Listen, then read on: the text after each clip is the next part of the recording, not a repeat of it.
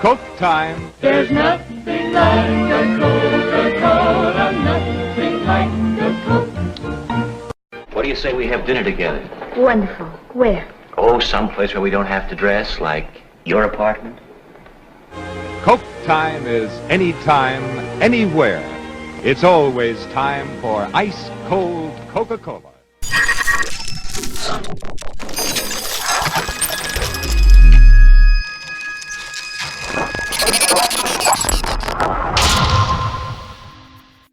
Welcome to the Belated Tech channel.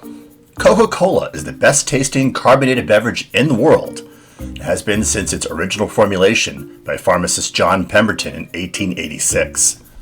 Pepsi and RC Cola drinkers may disagree with this assessment, but the fact is that Coke, by way of its more modern sister beverages Diet Coke and Coke Zero, has outsold and outsells its cola competition decade after decade, and not just by a little. Sure, some of this is due to Coca-Cola's ubiquitous advertising, but the fact is, if a better tasting product was out there, Coke's dominance would end overnight. Coca-Cola's not-so-secret reliance on an illegal agricultural product, the cocoa plant, that is responsible for the US and the world's dysfunctional obsession with the narcotic cocaine may be at the center of Coke's competitive advantage. There hasn't been any cocaine in Coke since 1903, but the cocaine-free leaves that remain after processing is one key flavor ingredient that Coke has gone through great lengths to obtain. This episode takes a look at the ingredients behind Coca-Cola's flagship product and compares them to the company's two largest cola rivals. Does Coke really need coca leaves, or is it just a marketing gimmick? Let's find out.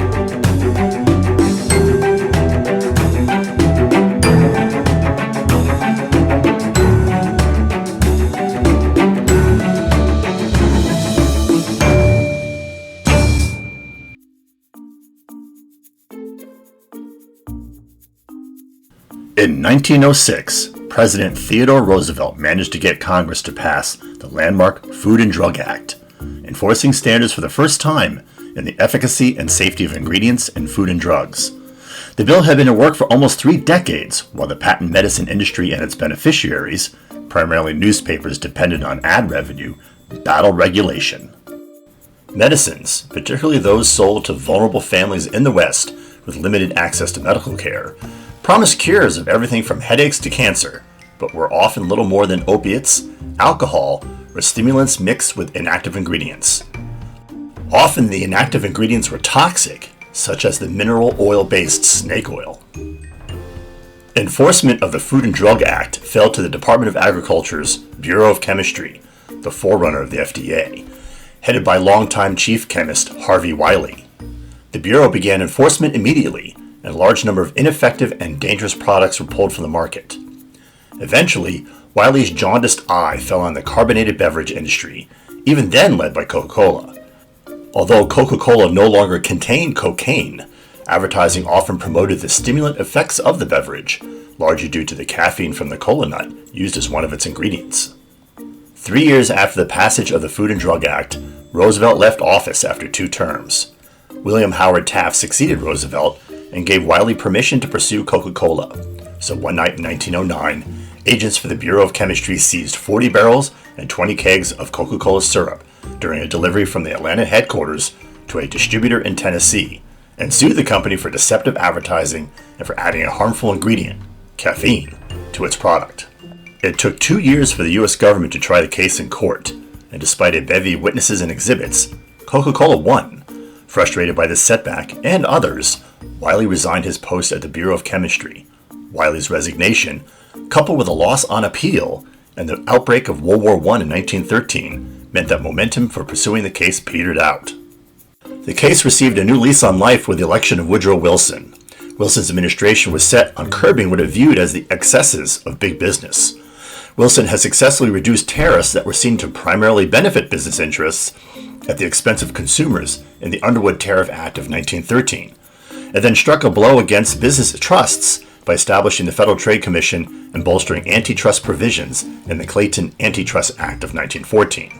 Foreign affairs took an increasingly larger share of the administration's attention in 1915 with the sinking of the Lusitania and the invasion of Haiti, but the Wilson administration, including the Bureau of Chemistry, soldiered on behind the scenes.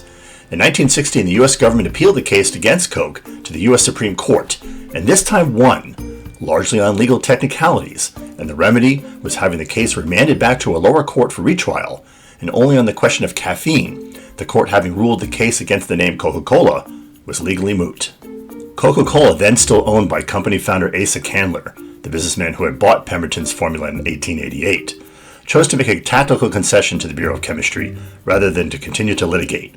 In exchange for paying the government's legal costs and to reduce the amount of caffeine in Coke, the Wilson administration would no longer pursue its case. Why did Coca-Cola decide to settle? Bad publicity no doubt factored into Candler's decision-making, but keeping the Coke formula secret may have had a role. The Bureau of Chemistry scientists insisted that lab tests showed that Coca-Cola's flagship product contained no trace of cocoa leaves and little to no trace of cola nuts. The company strenuously disagreed, but with the settlement of the legal case, who was right and who was wrong has faded into history.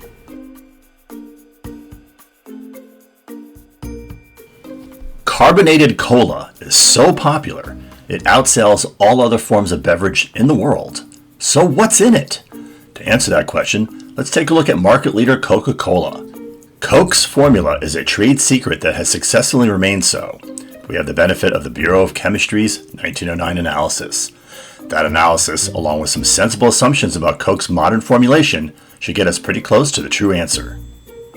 Coca-Cola doesn't actually provide Coke to consumers directly.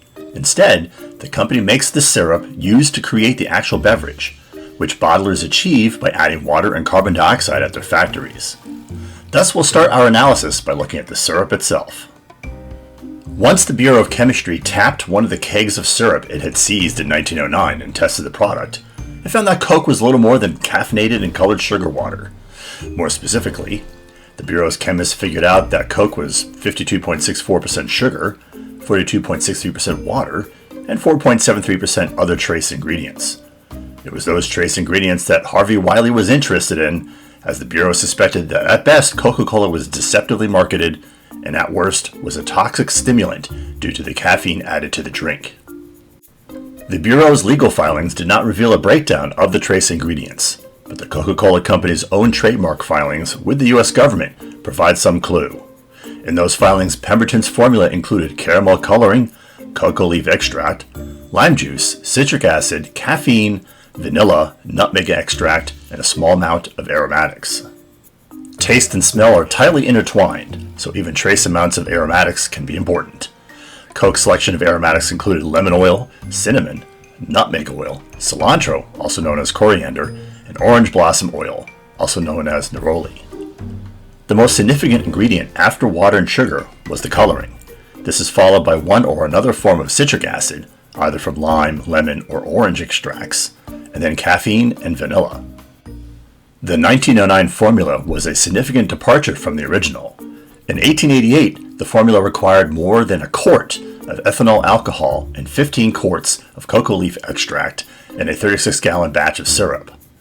Unadulterated cocoa leaf extract contains benzoyl methylhexanone, better known as cocaine. But with the 1903 reformulation, Coke no longer contained cocaine, and as far as the Bureau of Chemistry was concerned, no longer contained any cocoa leaf extract. Coca-Cola was reformulated again several more times during the 20th century. The major change was the elimination of fruit juices from the ingredient list and the addition of phosphoric acid to provide the necessary acidity and reduce cost. Cola nuts were also eliminated and replaced with caffeine citrate, a coffee bean extract, for additional cost savings. As for the flavorings and aromatics in Coke, this appears to be somewhat unchanged. although proportions may have altered in response to the availability of synthetic or natural substitutes. Of course, we don't buy kegs of Coke syrup for consumption, so adjusting Coke's 2019 formula for the addition of carbonated water to syrup, a bottle of cola has about 20% sugar, 79% carbonated water, and 1.7% of trace ingredients. This means in 2019, a bottle of Coke, in addition to the sugar or corn syrup and carbonated water, contains 0.8% of caramel coloring, 0.4% of phosphoric acid, 0.2% caffeine citrate, and 0.3% of flavorings and aromatics. Pepsi in 1923 had a formula similar to that of Coke, with the exception of no caffeine and the inclusion of phosphoric acid, along with a significant amount of lime juice. It also contained no amount of cocoa leaf or cola nut.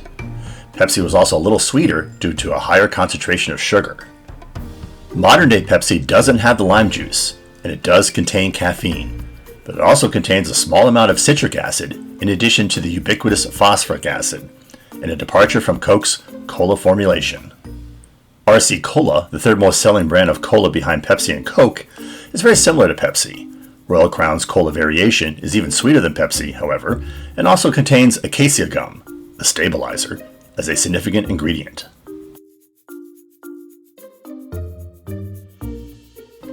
According to the U.S. Drug Enforcement Administration, Coca-Cola imports about 100 tons of cocoa leaves from Peru and Bolivia, where it is processed by the Stepan Company in New Jersey to remove the benzoyl methylecgonine. The extracted narcotic is then sold to pharmaceutical companies, while the leftover paste from the leaves are turned over to Coca-Cola. Now, 100 metric tons of cocoa leaves sounds like an awful lot, assuming there is little loss in mass as a result of the cocaine being removed.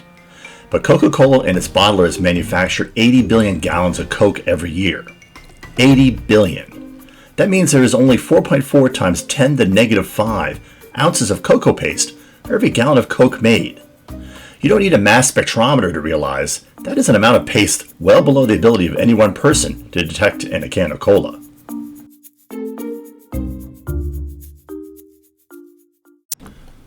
So what do you think? Is the cocoa leaf just a gimmick for Coca-Cola, or does it really change the taste? Let us know by dropping a comment below. If you like the videos you find on this channel, let us know we should make more by clicking the like button.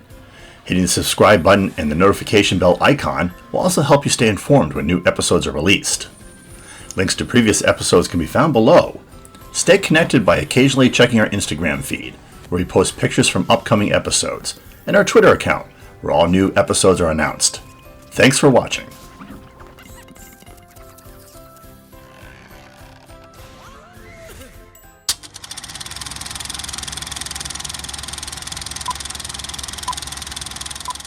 I'd like to buy the world a home and furnish it with love. Grow apple trees and honey bees and snow white turtle doves.